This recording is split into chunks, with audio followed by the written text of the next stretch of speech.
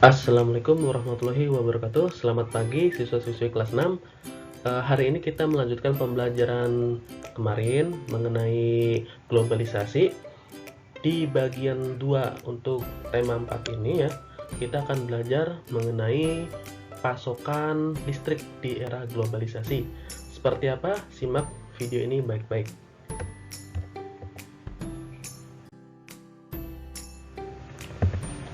Tentu kalian masih ingat, globalisasi adalah suatu keadaan di mana manusia saling terhubung, tidak terpisah wilayah dan waktu. Semua manusia di muka bumi ini yang jaraknya sangat-sangat jauh, kita semua saling terhubung, tidak terpisah wilayah dan waktu.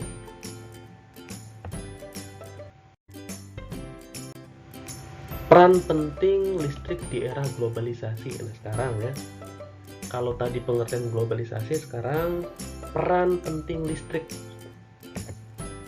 Ya, sesuai perkembangan zaman, listrik itu sangat-sangat berpenting, sangat-sangat menjadi perannya penting di era globalisasi. Pada tahun 500 sebelum Masehi, manusia berhitung menggunakan alat yang sederhana. Kemudian pada tahun 1822 ya ditemukanlah kalkulator otomatis pertama di dunia waktu itu ya. Kemudian sering berkembangnya waktu, kalkulator itu menjadi lebih canggih. Kemudian untuk mengirim pesan digunakanlah surat ya, atau email. Nah, email itu kemudian pada tahun 73 peralatannya seperti ini, kemudian naik lagi levelnya ya, lebih bagus. Tahun 83 seperti ini, akhirnya tahun 94 ya ada peralatan yang lebih canggih. Kamu bayangkan dari tahun 500 sebelum Masehi menjadi tahun 94 ini sangat-sangat hebat sekali perkembangannya.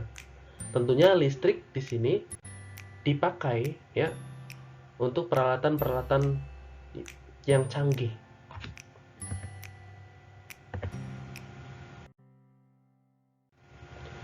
Nah, kebutuhan listrik yang ada di rumah, coba kamu hitung berapa kamar atau ruangan yang ada di rumah kamu ya. Baik itu kamar tidur, ruang tamu, dapur, ataupun kamar mandi, manusia membutuhkan listrik. Semuanya pasti ada listrik ya. Pasti ada instalasi listrik di rumah kamu. Kebutuhan listrik menjadi suatu hal yang harus dipenuhi semua negara di dunia, baik itu Indonesia, Filipina, Myanmar, Kamboja, Laos, Thailand, ya, Malaysia dan lain-lain. Semuanya harus dipenuhi yaitu listrik. Listrik di rumah bisa untuk menyalakan lampu ya, kemudian untuk main komputer ya, kemudian menyalakan televisi, kipas angin, radio. Di dapur juga itu untuk menyalakan misalnya oven. Kalau punya kompor listrik ya kompor listrik ya. Di dalam kamar mandi juga kan bisa untuk misalnya lampunya, menyalakan lampu atau menyalakan pengering rambut yang ada di kamar mandi. Nah, itu kebutuhan listrik yang ada di rumah. Bagaimana sekarang kebutuhan listrik yang ada di jalan raya, di gedung-gedung, dan di tempat-tempat umum lainnya?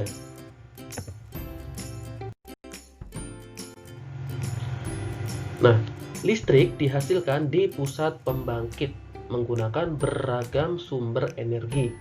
Jadi listrik itu ada yang istilahnya membuat ya, atau mengelola menggunakan beragam sumber energi, air, udara, gas, bumi, dan lain-lain. Jadi listrik yang kita nikmati di rumah ini adalah awalnya atau membutuhkan sumber energi air, udara, panas bumi, ya, gas bumi, dan lain-lain. Nanti akan kita bahas. PLN adalah singkatan dari Perusahaan Listrik Negara. Perusahaan listriknya milik negara Indonesia. Bertanggung jawab terhadap jalannya proses pertama pembangkit, yaitu peralatan yang menghasilkan energi listrik, lalu transmisi penyalurannya dari gardu ke gardu ya, kemudian distribusi penyebarannya yaitu penyebarannya itu merata ke seluruh rumah-rumah yang ada di Indonesia. Itu adalah peran daripada PLN. Tentunya setiap bulan kita itu membayar iuran atau tagihan listrik ke kantor PLN terdekat di rumah kita tentunya. Nah, listrik itu mahal. Listrik yang kita gunakan di rumah adalah proses yang sangat panjang dan membutuhkan banyak biaya. Untuk sampai listrik itu untuk sampai ke rumah kita itu prosesnya panjang, biayanya juga mahal. Oleh karena itu, setiap bulannya ya, kita wajib membayar tagihan listrik di kantor PLN terdekat. Jika kita tidak bisa membayar, maka listrik yang ada di rumah kita itu ya, jaringannya akan dicabut. Otomatis rumah kita akan gelap ya, jika malam hari tidak bisa menyalakan listrik sama sekali.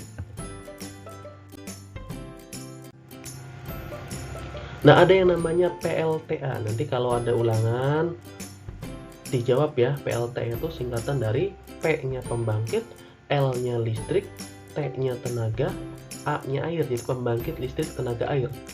Jadi energi air itu diubah menjadi energi listrik. Energi itu tidak dapat diciptakan, melainkan energi itu bisa diubah-ubah ya, dari bentuk satu ke bentuk yang lain.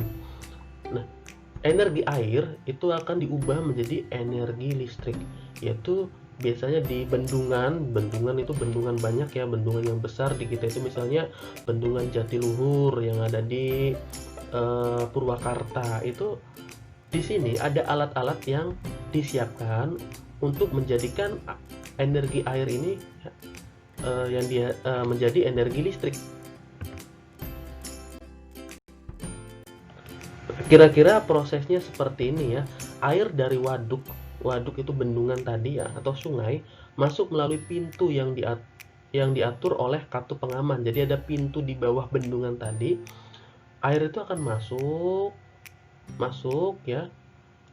Ada pintunya di sini. Jadi kalau pintunya tidak dibuka, otomatis airnya akan tertahan. Jika dibuka, airnya akan masuk melalui sini ya, melalui jalur ini, pintu ini. Nah, setelah itu air masuk ke tangki ya, ke tangki di sini. Nah, setelah air masuk ke tangki tadi, air di dalam pipa pesat mengalirkan dan mengarahkan air ke turbin. Jadi air yang ke tangki itu nanti akan masuk ke turbin yang ada di sekitar sini ya. Turbinnya itu kemudian mendapatkan tekanan energi yang besar. Energi potensial air kemudian menggerakkan turbin. Energi potensial itu adalah energi yang dia dapatkan dari ketinggian daya tarik bumi ya, daya tarik gravitasi bumi. Jadi semakin tinggi air itu jatuh, maka semakin besar energi air itu ketika jatuh ke turbin, sehingga turbinnya itu akan gerak ya. Turbin itu seperti kipas angin itu ya, kincir angin itu seperti itu. Jadi ketika kena air yang jatuh dari ketinggian, apalagi airnya itu banyak, maka kincir atau turbinnya itu akan bergerak menjadi lebih cepat. Nah, energi gerak tersebut kemudian diubah oleh alat yang bernama generator. Jadi generator itu mengubah energi turbin yang bergerak memutar tadi menjadi energi listrik. Energi listrik dari generator itu ya, generator yang ada di sini itu nanti kemudian diatur kapasitas tegangannya dan dialirkan oleh transformer. Jadi di sini itu diatur alat yang namanya transformer ini akan mengatur tegangannya seberapa tinggi. Nah, baru dari transformer ini akan dibagikan ke konsumen melalui saluran transmisi, yaitu saluran-saluran yang ada di sekitar gardu listrik yang ada di rumah kita. Nah, ini kira-kira gambaran seperti ini turbin PLTA, seperti kincir air saja. Jadi air yang jatuh itu nanti akan menghantam turbin sehingga turbin ini akan berputar. Semakin banyak air, semakin jatuhnya keras air tadi, energi potensialnya, maka turbinnya akan semakin cepat juga berputar. Kemudian berikutnya ada namanya generator. Nah, generator sebuah PLTA itu sangat besar. Generator itu tugasnya adalah mengubah energi gerak turbin tadi menjadi energi listrik. Jadi mengubah ini pusatnya, itu pusat listrik itu ada di sini.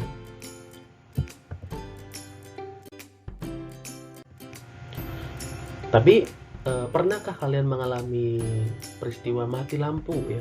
Lebih tepatnya mati listrik sebenarnya nih. Apakah kalian merasa kesal? Ayo, aku ya, yang merasa kesal atau yang merasa marah ketika mati lampu malam-malam gelap gulita ya, harusnya ada kipas angin, ternyata malam-malam kalian merasa gerah ya, harusnya kalian kesal, kenapa mati lampu lama sekali.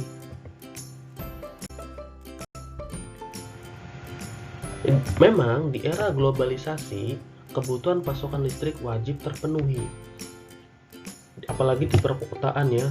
Listrik itu digunakan untuk berbagai hal, jadi kalau listriknya padam, manusia tidak akan bisa beraktivitas, hampir tidak bisa beraktivitas untuk bepergian, untuk membuka toko dan lain sebagainya, tidak akan bisa.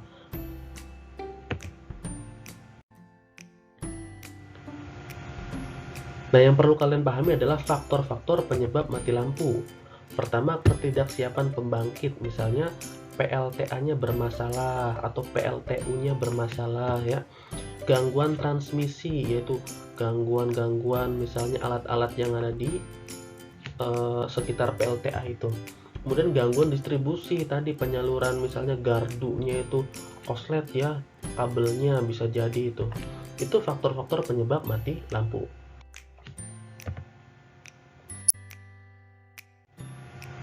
Nah, dari penyebabnya tadi bisa dibagi menjadi dua, yaitu faktor luar dan faktor dalam. Faktor luar itu terjadi jika mati lampu, biasanya ada gangguan alam seperti petir. Jadi ketika ada petir itu, petir bisa merusak komponen jaringan, kabel dan gardu lain sebagainya, itu bisa rusak gara-gara petir.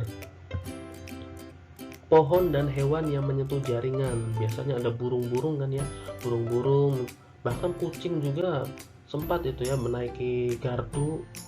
Itu nanti kalau misalnya menempel pada jaringan itu bisa merusak. Kemudian galian yang menyebabkan kabel tanah rusak. Selain di atas, itu kabel itu ada yang di bawah tanah juga ya untuk PLN ini. Ini faktor luar, gangguan dari luar. Nah, sedangkan gangguan dari dalam PLN-nya itu sendiri ya, itu biasanya ada alat atau komponen yang rusak ya. Gangguannya itu rusak, itu terjadi karena memang usianya kan, namanya alat itu kan tidak selamanya benar ya, pasti nanti suatu saat akan rusak.